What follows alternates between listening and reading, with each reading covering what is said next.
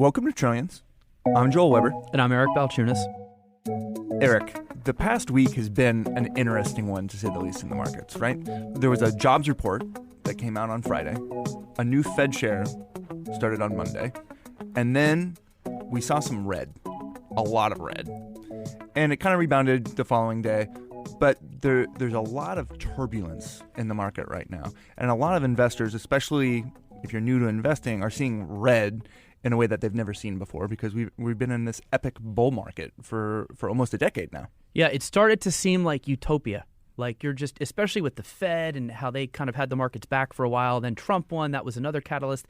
Just been this nice tax reform. Yeah. Yeah. There's always some reason to buy, right? Yep. And now we've gotten some shakiness. And for me, it was very unfortunate because I am in Philly on Sunday night. The Eagles win. Oh. I didn't get to bed till 3 a.m. on Sunday, and I took Monday off to sort of just relish the Eagles' victory. And I start getting emails about some of these volatility ETFs. So around 3 o'clock, I kind of was woken from that Eagles dream and into reality, and spent the last basically 48 hours dealing with a lot of issues around the sell-off and volatility products and what have you. Which is what we're going to dedicate this whole episode to this week, because we've talked a lot about ETFs, but they have some cousins that are called ETNs. And these all fit under something called an ETP, which are exchange-traded products. ETN stands for exchange-traded notes, and ETFs are exchange-traded funds. Those three things are very different things. Yeah, look, I mean, they went out and basically wrapped up everything you could possibly think of into an ETF or an ETN. We call that ETPs. Imagine a zoo, right? There's different categories, and there's some stuff in there that's highly exotic. You know, the reptile area? The kingdom. Yeah. That area, it can bite, and I think there's some that happens every couple of years. You see investors who might have gotten a little too naive. They went from the petting zoo to the reptile section? Right, yes, yeah. Exactly. Straight from petting the sheep into playing with the python. We also have joining us your colleague, James Seyffart, who's an ETF associate analyst with Bloomberg Intelligence. And we're going to talk about something I'm really excited to talk about because it's brand new. You guys just kicked it off. It's available now on the Bloomberg terminal. It's hot. It's hot.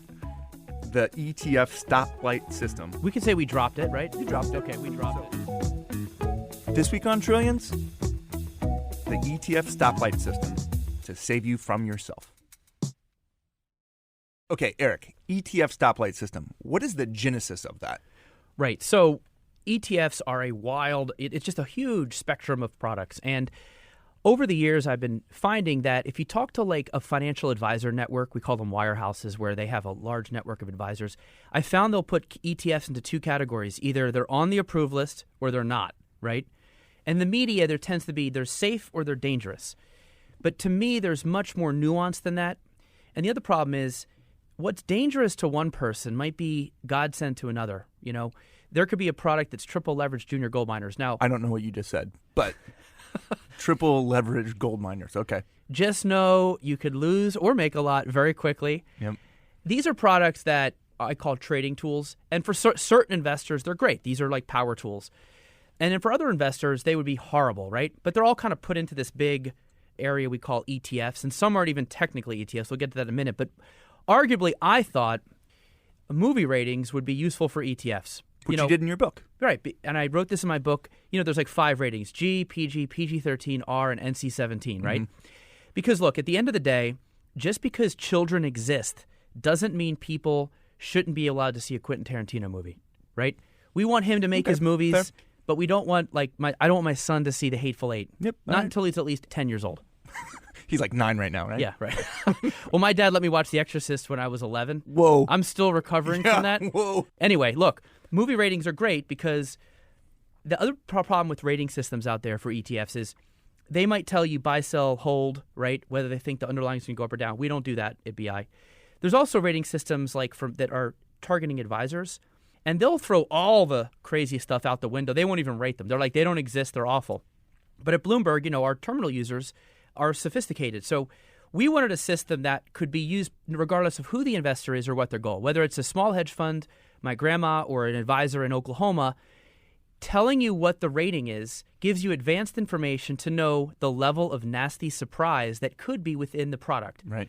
This is a helpful way to avoid having a bad experience. So again, it's like movie ratings. That way you know what's appropriate to take your kid to. So, James, the thing here is that you couldn't use movie ratings, right? Yeah, that's copyrighted, so we had to come up with something else. So we came up with the stoplight, green, yellow, red, pretty simple. McDonald's simple in Eric's world. It's not as exciting as saying, hey, this ETF's rated R. Yeah. That's pretty cool. Yeah. But it tells you advanced information about what you should be doing or what to be thinking about. Okay, so we've also said something called exchange-traded notes. And we need to talk about that because an exchange-traded note or an ETN is not the same thing as an exchange-traded fund. So what is an ETN? It's an unsecured debt obligation, and really they probably shouldn't be in the whole ETF universe, but they kind of just got grandfathered in about 12, 15 years ago. They were originally launched to go out and track areas that ETFs couldn't. Like, for example, India, 15 years ago, you couldn't get in there as a foreign investor. So an ETN could say, okay, we'll track an India index, but it's a note. Just know that that's what we're doing. You don't know what we're investing in. So they'll just... It's sort of like saying, just trust this. And so that's why they don't report holdings, because you don't exactly know what they're doing. Largely, they do invest in the underlying to hedge themselves. But that's ultimately what it was designed for at the beginning. Now, over time, all those things have opened up, and ETFs track them. And most people would rather have the ETF, which physically holds what it says it holds. But ETNs have hung around for one big reason. They're essentially a tax loophole. So in the cases of like futures, ETFs to track futures get taxed in an unfortunate way. You get a K1 because it's like your tax like you hold futures. Whereas an ETN, they don't hold it, so they're taxed like shares of Microsoft. Mm-hmm. So people who don't want to deal with the sort of fussy taxation will use the ETN and stomach the fact that it's a note and comes with credit risk. So if the issuer of an ETN, like Barclays has some, if they go bankrupt, you could lose all your money. Right, which happened with Lehman, actually. Yeah, Lehman had a couple. Bear Stearns had one. Right, and that the bedrock of the ETF is the fact that it's built on the 40 Act. Yes. Right?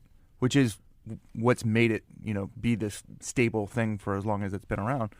ETNs do not have that, right? They're not built on that 40 Act, so they're basically unregulated in the same way, right? They're regulated to a degree, but yeah, they're under the 1933 Act, so they're still regulated, just not to the scrutiny that ETFs are in the 1940 Act. And they're in some areas that are really interesting, and one of those areas is volatility.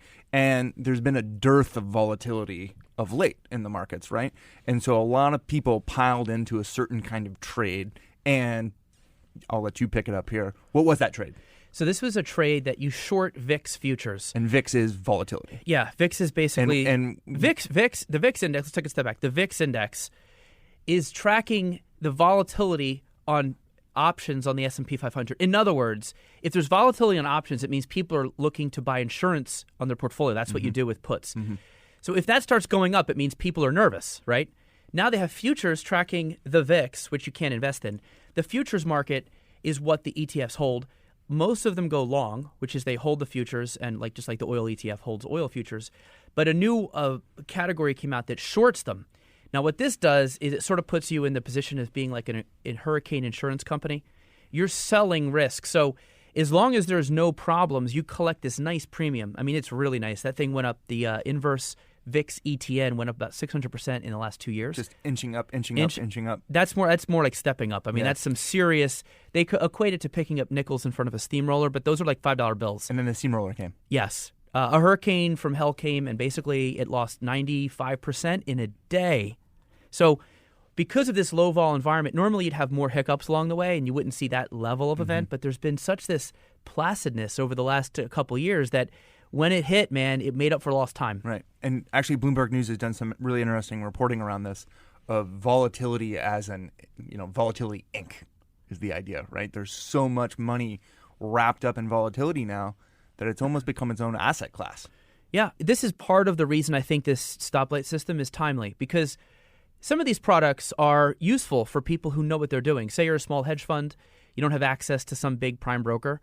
Oh, all right, you know how to trade these things, go for it. The problem is they're not labeled, and so if you're a retail investor, you may not understand the inner workings of VIX futures.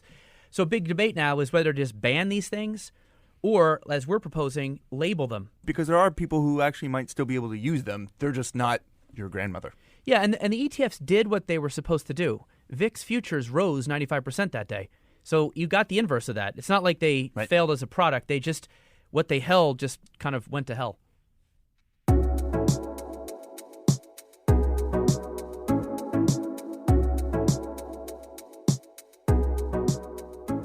Okay, so we had this big sell-off, and you guys have this new stoplight system.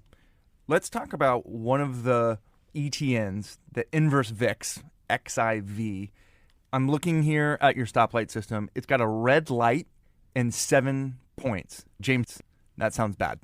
Yeah, that is bad. So the highest we have on our system is a 10. So a 7 is pretty high up. Is anything a 10? Yeah, we have one thing that's a 10 on our system. What's that? It's actually another ETN that's 3 times leveraged on oil, crude oil, and it's actually listed OTC. It has tons of different issues surrounding it. So yeah, this would be like almost beyond NC-17. Yeah. I mean, this would be almost like banned by the government. Yeah, it's like Times Square circa 1970. Yeah, when it was fun. Let's walk through the rating system so we get a better sense of why something could be a 7 out of 10 or a 10 out of 10 or maybe like a 0 out of 10? Does that exist? Yeah, 0 out of 10s exist. There's a lot of the market is 0 out of 10s. Most of Vanguard's funds are 0 out of 10. That's like the G category. That's like it's safe for grandma to just go to town with. Now, that's not to say the ETF will always go up. Again, it's just to say there's nothing odd that's going to make you go, oh, I didn't know that would happen. The system technically could go higher than 10. We just don't have any that we rate that hit that number. That's like mind-blowing. Yeah. I mean, look, the S&P 500 ETFs, the aggregate bond ETFs, all the stuff that generally is used as building blocks for a portfolio is all green, 0, all systems go, have fun. The green category likely makes up about 75% of ETF assets. And at what point do you get a yellow light or a red light? When you get 1 point in our system or 1 infraction, whatever you want to call it, and then to get to a red light, you need 3 points or an infraction of 3 up from points. There. Okay. Yeah, so yellow light is sort of like PG-13 area in terms of violations. And, look, we don't just look at like whether it holds leverage or futures. There's some legit things on here that I think are also eye-opening about due diligence on ETFs. Right. So let's talk about them. Alternative tax treatment. So that's the first one on the list. So that basically looks at anything that has an alternative tax treatment. If you invest in futures, you have to deal with what's called a K-1, which can be complicated, more paperwork that a lot of people don't want to deal with. The other thing is something like gold, which is taxed as a collectible, which many people don't realize. So invest in a gold ETF, you're not actually going to be taxed in the same way that you would investing in a normal equity ETF. Yeah, GLD is a great example because other than that tax issue, it's completely fine. It holds the gold. It does a great job tracking. No problem. But if you do sell it, you're taxed as if you held like one of those gold plates from, the commercial during Fox News or whatever, you know what I mean, where you're actually holding a collectible. That is a different taxation system, and I've heard some investors are a little mildly surprised by that. Green light, yellow light. Yellow light. Yeah. Alternative weighting scheme. So this one is just saying that the ETF is weighting its underlying assets by something other than market cap. So market cap meaning it's just a broad investable index like the S&P 500, but you can get equal weight S&P 500, which will give you more volatility because it's going to give higher weighting to those smaller cap funds or smaller cap equities. So one thing that would fit in this category then would be smart beta ETFs, which have become really popular lately, and we haven't really talked about them yet, and we will talk about them more. But Eric, what is that? It's just a fantastic buzzword. But really all it is applying to anything that isn't market cap weighted. So if you have the S&P 500, Apple's at the top, right, and then Exxon, and down you go, the biggest companies get the most weighting. Smart Beta says, let's do something different. Let's equal weight those stocks, give the smaller ones more voice. Let's weight them by their fundamentals. Let's look at stocks with lower PEs. Let's weight them by their momentum. There's all different ways you can weight them. So it's a twist on the market cap weighted index, but in reality, it's actually taking active strategies that have worked for many years and converting them into a rules-based index. So Smart Beta sort of fills that void between discretionary active, where you just do what you want, and pure passive market cap weighted. We want people to know there's something in there that you should probably just look at, and that is all Smart Beta gets an immediate yellow. Yeah, right. Yeah. The other thing to note is that none of this is necessarily saying this is a bad ETF or this is a bad situation. This is just something that to make people aware of what's going on. Perhaps proceed with caution. Here's a great example. XOP, which is the oil producers ETF, it's equal weighted, and it has 2/3 mid and small caps. It's triple the volatility, right, of XLE, which is the Spider Energy ETF, which you think those are kind of similar, but XLE is market cap weighted, mostly large caps. This one is equal weighted, and it's a smaller area of the energy area. Mm-hmm. And that is a lot of extra vol right there. Right. You can go up and down pretty fast in XOP. That's why it gets a yellow. Next factor that you guys looked at, potential NAV tracking issues. So how do you guys factor this in? So NAV is just basically the underlying value of what the fund is actually holding. So an ETF has a NAV and a price. So when you buy, you're buying at the price. You're not buying at the NAV. So what you expect in a passively managed ETF, or really any ETF, you expect to be buying at a value where the price is equal to the NAV. So any ETF where there's some discrepancy between the price and the NAV over extended periods of time, that's unexpected losses. So even if you're talking only a couple of basis points or percentages of percentage points, it can really affect your return. And what does NAV stand for? Net asset value. It's basically what, the Kelly Blue Book? Mm-hmm. Yeah, totally. The cars? Yeah. It's what the value of those stocks are worth. So everybody wants to buy something close to that Kelly Blue Book value, right? Right, or sell your car for it. Yeah. Yeah, there you go.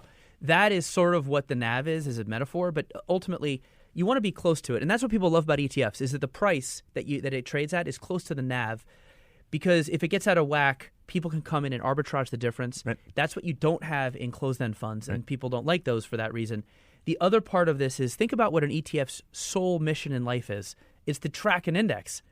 So we're also going to ding it if it doesn't do a good job at that. Right. We want to let you know, because arguably the distance between the index return and the ETF's return is really the total cost. Yeah. The expense ratio comes out of that. And then sometimes they do a little better than the expense ratio. Sometimes they do worse. We're trying to capture that to make sure there's actually some extra tracking cost in here that you're going to have to pay for. Next factor. Fund is actively managed, because there are actively managed ETFs. Yeah, so especially on the fixed income side, there's a significant assets that are actively managed, meaning there's a fund manager actually going in there and picking specific securities. It's growing in popularity on the equity side and basically all over ETFs, but it's still a very small aspect of the ETF market. And these are big name bond guys, right? Yeah, you got people like Jeffrey Gundlach, and then you have people at Double Line, exactly, and PIMCO. And PIMCO. There's a lot of active big bond asset managers that have ETFs. It's not bad to be active in an ETF. However, sometimes people assume it's all passive. Again, it's just to alert you that this is an ETF where the manager is doing whatever they want, and you just should know that. Right. Hidden fees. So this one gets a little complicated. There's a lot of different ways that ETFs can have hidden fees, right? So one of the big things that people have been talking about are these interest rate hedged ETFs. So what they're doing is they're trying to hedge out the risk from rising interest rates. But there's costs in shorting that. You're paying the cost in whatever the interest rate is to short the interest rate. So look, there's a lot of ETFs that I call package trades. They go long this and short that, right? And which is kind of phenomenal when you think about it. That alone is yellow. Yeah. But arguably the reason those get yellow is because they have hidden costs. Right. The shorting, when you short, you got to pay. You got to pay for that. So what's the degree of that? We want to let you know that that's what it is. There's also hidden fees in funds that own other funds. There's acquired fund fees that aren't reported all the time. This is like the really super fine print at the very bottom. Yes, and there's MLP ETFs, which have these incredibly awful taxation issues. We throw all that into hidden fees that aren't necessarily reported in the expense ratio. By the way, how many ETFs have you guys put through this gauntlet? So basically, when we start, we look for ETFs that have at least 1 year of history, so we can say that they've been trading or alive for 1 year, and they have at least $50 million in assets. So right now, we're just over 1,100 ETFs are classified. That's going to be 99% of the assets in volume. However, we might expand it. If we get some traction on this, we may just rate them when they come out, like a movie, and that way people know what they're getting into right away. We won't be able to. Some of these will be moot because you need history. Need some history, yeah. But some of these you could rate right away. Credit risk. So this is directly related to what we talked about before with exchange-traded notes. Exchange-traded notes have credit risks. They're unsecured debt obligations issued by big banks, Credit Suisse, UBS, you name it. Here's another one. Less liquid holdings. Yeah, right? So there was debate on what we wanted to call this because we didn't really want to call it illiquid holdings because if the holdings were truly illiquid, then there really wouldn't be an ETF. But there are plenty of assets that have been wrapped in the ETF wrapper that are considered less liquid. So you got high yield debt instruments such as bank loans or high yield corporate bonds, which don't really trade that often. ETF trades multiples of times more per day than the underlying assets. You also have things like frontier markets like Vietnam, where the equity doesn't trade nearly as much as something like a U.S. stock. Right. The high yield bond area is really where we wanted to capture this, because I've always said HYG and JNK, the two junk bond ETFs, are PG-13. They hold what they hold. I mean, they're long the bonds. There's no derivatives, nothing weird. But let's just face it, they're holding something that doesn't trade a lot. Only about, less than half the bonds trade every day inside HYG. It's traded over the counter, and there's a lot of people concerned about this. So we want to make sure that we're sensitive to that concern. But to me, they're not like, don't ever use them. But this is perfect yellow light PG-13 area. Good advice is always to be, if you're looking at an ETF and you wouldn't invest in the underlying asset or what it's tracking, you probably shouldn't be investing in the ETF because it's just an instrument to get access to those markets. That probably should be at the top of everybody's, ETF due diligence guide. That is so true. You're outsourcing the work of going to do it yourself, but it doesn't change the underlying. Especially when you add something like leverage, right? What's leverage? So leverage in the ETF space is primarily done through swaps and derivatives and really complicated instruments. But what they'll do is they'll do the same thing as most ETFs. They'll try to track an index, but they're daily leveraged, right? So it's going to look at the ETF or the index. So, for example, the S&P 500. If the S&P 500 goes up 5%, and this is a 3x levered ETF, that day that ETF should go up 15%. And they're also inverse leverage. So if it's 3 times inverse, it will go down 15%. So not only do you have this wildly volatile area, but these are swap agreements. So there's some counterparty risk there. This is a company going to different banks, sort of like the guys in The Big Short, to get the subprime mortgage. And they're saying, let's just do a swap agreement on the side. The good news is they use several. So if one bank were to blow up, there's other ones there. And they reset them all the time. So they're always mixing it up.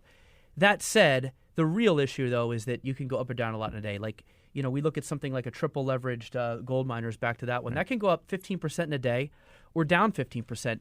And there's been evidence that, like on TD Ameritrade, there's some individual investors who use these things. This should be a total red light, simply because of the fact of the leverage. But then, on top of that, when you reset the leverage every day, if there's volatility, you're resetting all over the place. Yeah. And so over the long term, that volatility drag will wipe you out. So even if the index had gone up in that year, that volatility, you could be down if you bought and hold it. So leverage ETFs should be treated like hot potatoes. They traded. Major red light. Power tools, you could lose a hand. Yeah. Dangerously low volume was one that we can talk about. If it's got low volume, things not trading that much. So I feel bad because there's this volume addiction. If it trades a lot, people just trade it more and they think that's what they should do. But you have this opposite problem where, like, the lesser liquid ones have such a hard problem getting, like, an audience. It's like a party nobody's at. Never been to one of those. You could.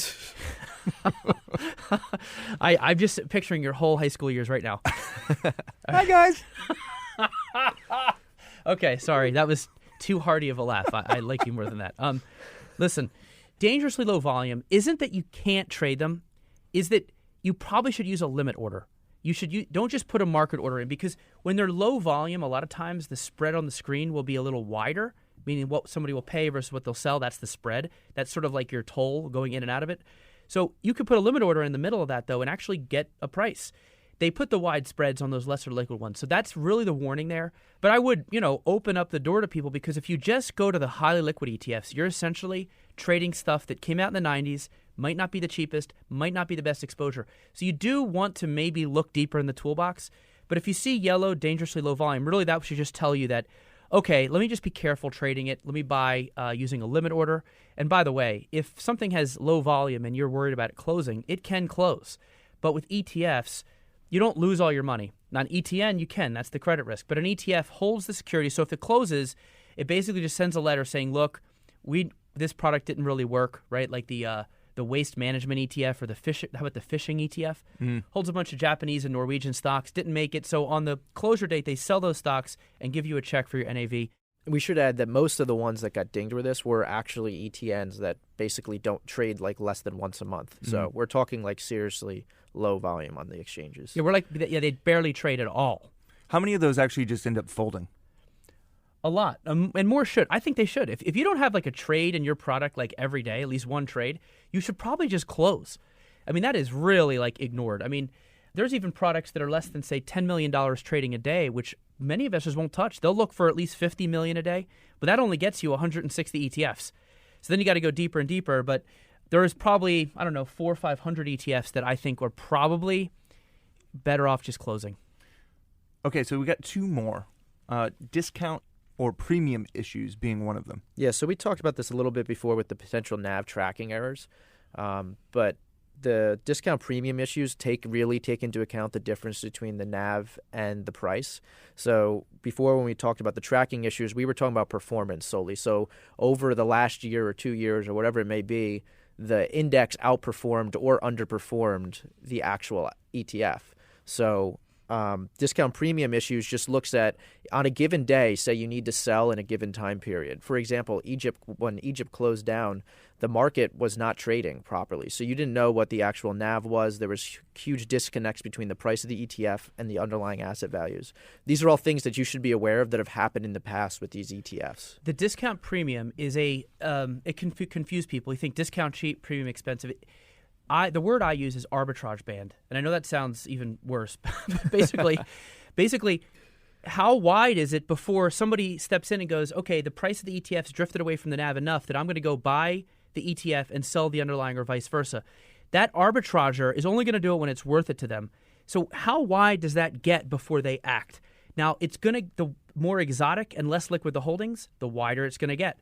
So the premium discount arguably is another cost of accessing that market. You're not going to see big premiums discounts on like SPY or IVV. There's going to be like a couple basis points.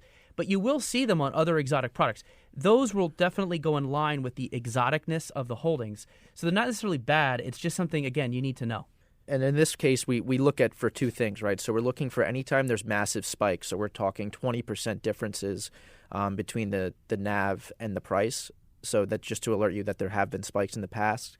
And then also we're looking for an average discount premium over a given time period that's relatively high. So over the time period, this is never really as close to the NAV as, say, the S&P 500 is. And part of that is just because of the underlying assets, like Eric said. If you're investing in Japanese equities, they're not trading at the same time that U.S. market is trading. So there's a little bit less ability to do those arbitrage trading mechanisms. Okay, so this last one is like leverage in that it can get really thick really quickly. Potential futures roll costs. What's that, Eric? Yeah, so this is probably the one that I think is the most important, because a lot of the products that hold futures, forget the volatility. I mean, those sound dangerous. They are dangerous. But like there's an ETF out there called the United States Oil Fund. It sounds pretty innocent. When oil was down a couple of years ago, I had a friend texting me, how can I play the oil rebound? And they were buying USO. That does not really do justice to what it does. So when you have to hold oil futures, you have to roll them. As the 1 month gets closer, nobody wants oil delivered to their house. So everybody bails of that contract, and it decays as it gets closer to when it expires. So then you got to sell that one.